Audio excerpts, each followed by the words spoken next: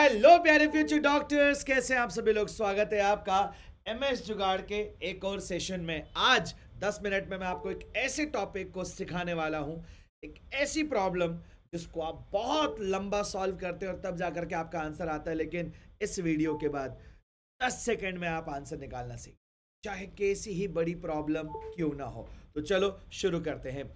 Centre of mass जब आपने पढ़ा होगा तो वहां पर क्वेश्चंस आते हैं बेटा कि इस तरह से बोट हो, प्लैंक हो, और उसमें अगर कोई लोग बैठे हैं, जैसे यहां पर दो व्यक्ति बैठे हैं मास m1 और m2 के, अगर ये अपनी पोजीशन एक्सचेंज करते हैं, या यहां से ये वाला सेंटर में आ जाए और ये वाला यहां से सेंटर में आ जाए, या ये वाला यहां चला जाए और ये सेंटर में आ जाए, तो पानी में ये बोट कितना दूरी मूव करेगी। इस तरह के क्वेश्चंस आपने सेंटर ऑफ मास में खूब देखे होंगे। अब एक्चुअल ये कैसे सॉल्व होता है, इसका की कॉन्सेप्ट क्या है, वहां से चर्चा शुरू करते हैं।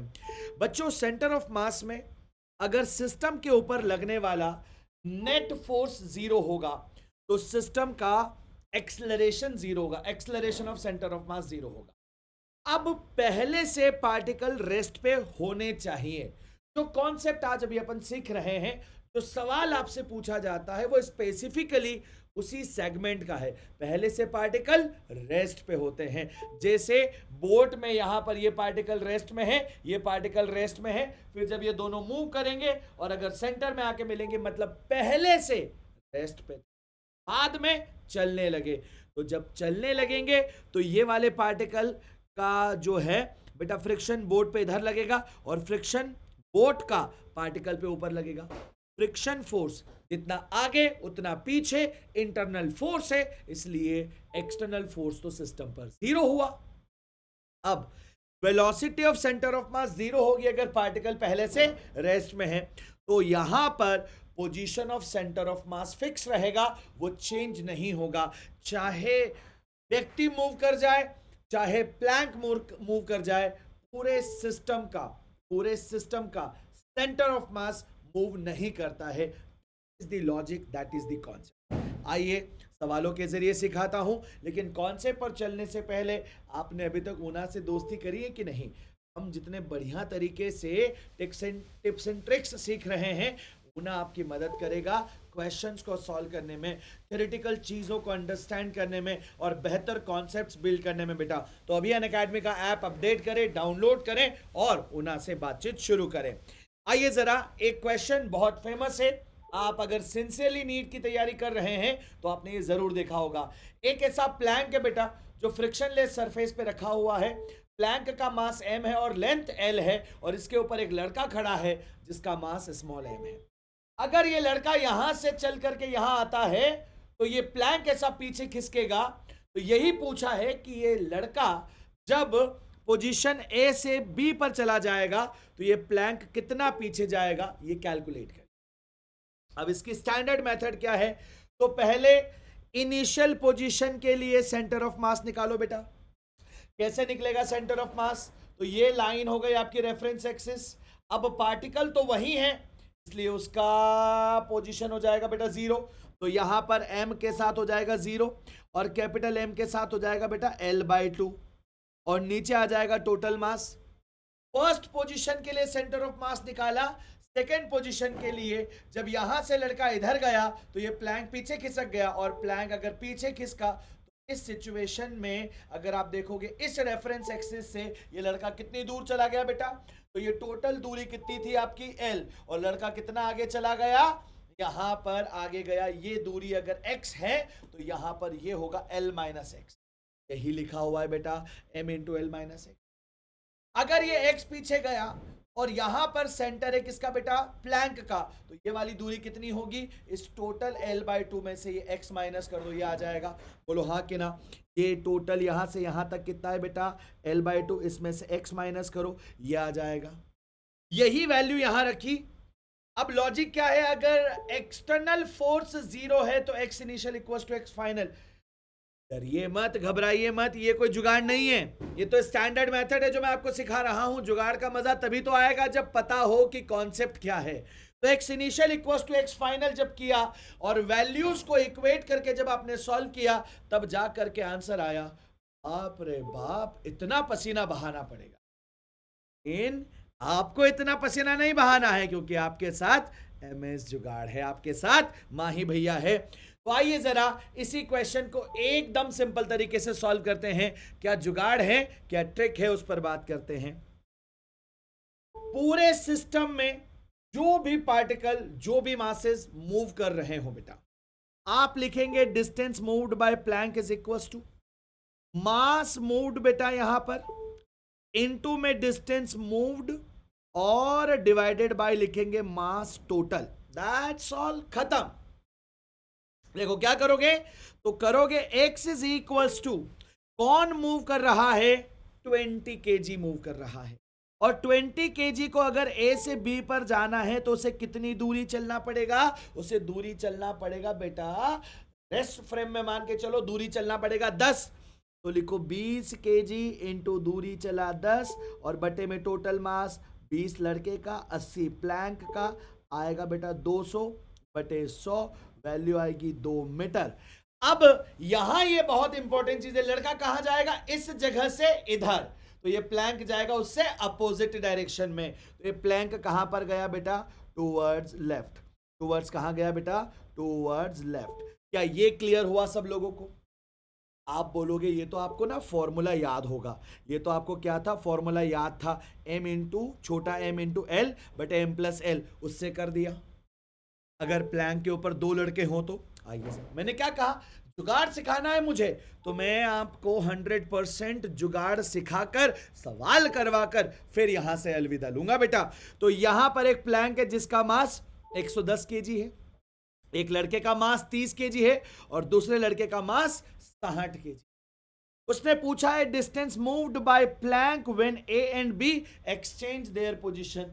ये ऐसे कर लेते हैं, ए आ जाएगा बी पर और बी चला जाएगा ए पर, तो ये प्लैंक इधर जाएगा या ये प्लैंक इधर जाएगा, क्योंकि दोनों चल रहे हैं, दोनों चल रहे हैं तो प्लैंक लेफ्ट में भी जा सकता है और प्लैंक राइट में भी जा सकता है। अब समझना पड़ेगा कि होगा क्या।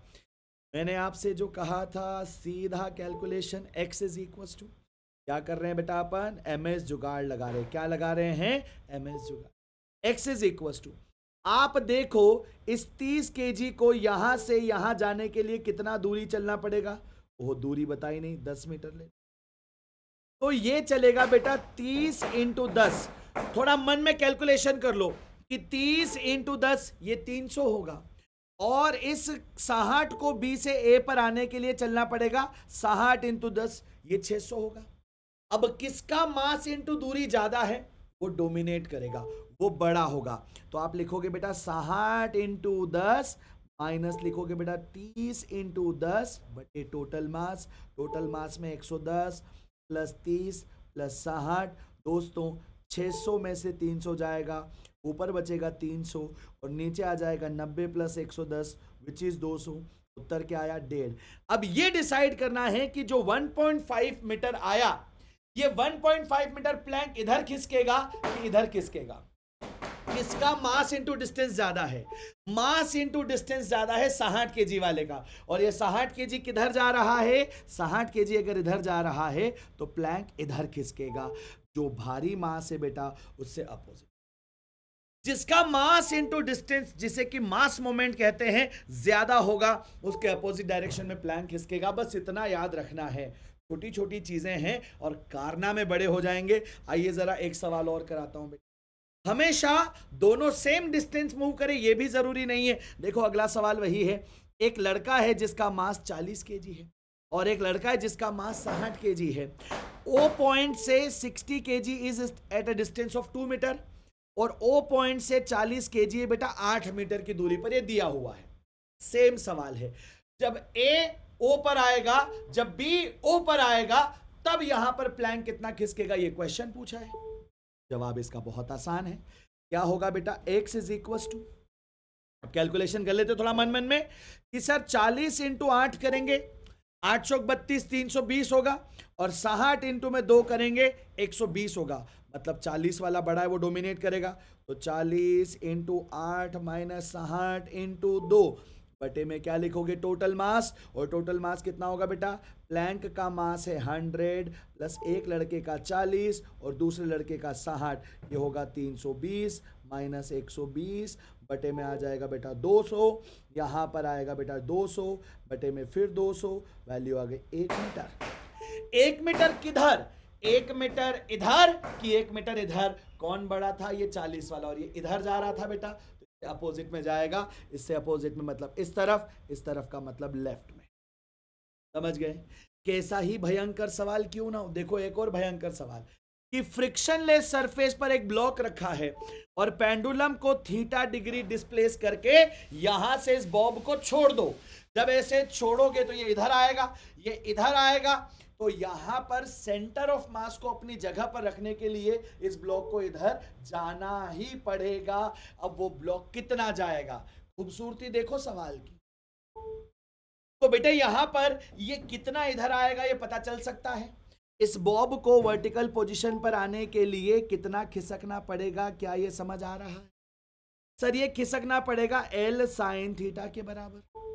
तो हमारे पास ये जो दूरी चलेगा इसको x बोलेंगे, और ये x होगा, ये बॉब का मास छोटा m है बेटा, तो छोटा m कितना चला, L साइन थीटा, और नीचे क्या आ जाएगा बेटा, total mass capital M plus small m। Small m कौन है यहाँ पर, आई बात समझ में।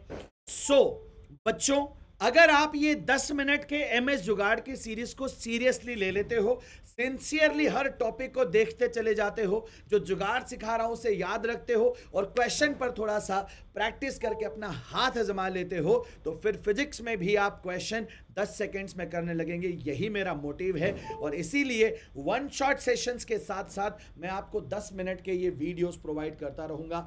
हर टॉपिक से रिलेटेड मैं ऐसी छोटी छोटी चीजें आपको शेयर करता रहूंगा, जहां जहां जिन जिन जगहों पर संभव है, पॉसिबल है कैलकुलेशन को रिड्यूस करना, उनके वीडियोस आपको मिलते रहेंगे for your NEET 2026 along with one shot sessions. I am sure kinematics one day का वन शॉट सेशन आपने देख लिया होगा। जल्दी अब आप लोगों को आगे आने वाले चैप्टर्स भी मिलेंगे विथ मोर इंक्रीज्ड फ्रीक्वेंसी। अब जाने से पहले बेटा अनअकैडमी के प्लेटफॉर्म पर सभी सब्सक्रिप्शन पर फ्लैट 60% ऑफ है, और आपको पता है कि अभी रिसेंटली हम लोगों ने एक नया क्रैश कोर्स आप लोगों के लिए शुरू किया है। कंट्री के सभी टॉप एजुकेटर बेस्ट कंटेंट अपना डिलीवर कर रहे हैं, तो अब आपको देरी नहीं करनी चाहिए, क्योंकि ये आखिरी के 6 महीने बहुत डिसाइडिंग है बेटा। यहां पर आपको शुरू करके ठीक डायरेक्शन में आगे बढ़ना है, ताकि आप बेहतर परफॉर्म कर सकें। साथ ही साथ जब तक आप टेस्ट नहीं देंगे रिफ्लेक्शन पता नहीं चलेगा। तो अनअकैडमी की टेस्ट सीरीज मात्र आपको 899 रुपए में मिल रही है, इसे भी आप ज्वाइन करके एंजॉय कर सकते हैं। पूरा टेस्ट सीरीज का शेड्यूल भी आपको मिल जाएगा, ठीक है बेटा। तो thank you so much, I hope you enjoy this session. आपको काफ़ी मज़ा आया और आपने जो है बढ़िया तरीके से सारी चीज़ें एंजॉय करी होगी। तो वीडियो को शेयर कर देना अपने दोस्तों के साथ, और ये बताना कमेंट सेक्शन में कि अगला कौन से टॉपिक का कौन सा वीडियो आपको परेशान कर, कौन सा टॉपिक आपको परेशान कर रहा है, मैं उस पर वीडियो बना दूंगा। Thank you so much, wish you all the best.